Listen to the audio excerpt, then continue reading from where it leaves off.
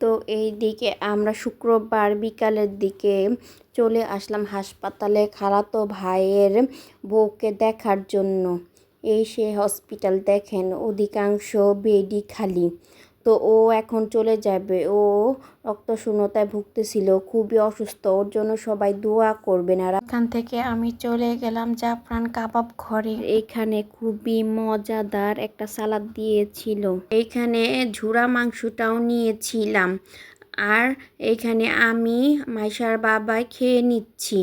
তো খেতে খুব ভালোই লাগতেছিল। এখানে আমরা রুটিটা, ঝুরা মাংসটা শেষ করতে পারতেছিলাম না। এখানে রিজনেবল প্রাইসের ভিতরে খাবারগুলি খুবই খুবই ভালো, দেখতেও খুব লোভনীয় লাগতেছে। যেখানে আমি আমার মেয়েকে একটু ছিঁড়ে দিচ্ছিলাম, তো এইখানে ও খেতে চাইতেছিল না। তো আমরা দুজনই খেয়ে নিচ্ছিলাম।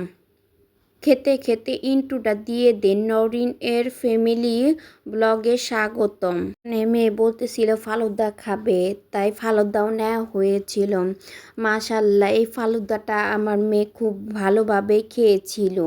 ফালুদাটাও খুব মজা ছিল। আমরা বরফ ছাড়া খেয়েছিলাম। আমি তো এই ফালুদাটাকে 100-তে 99 দিতে চাই।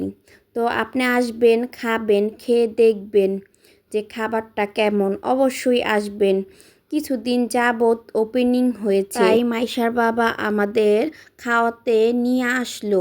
এখানে অনেক লোকজনই ছিল, আমরা কিছুক্ষণ দাঁড়িয়েও ছিলাম।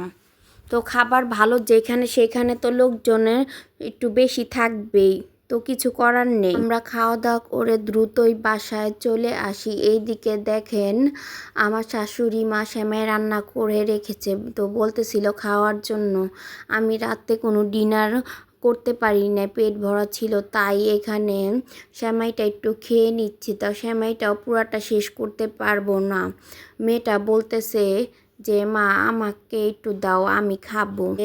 আমি আমার মেয়েকে সেমাইটা দিয়ে দিলাম খেতে।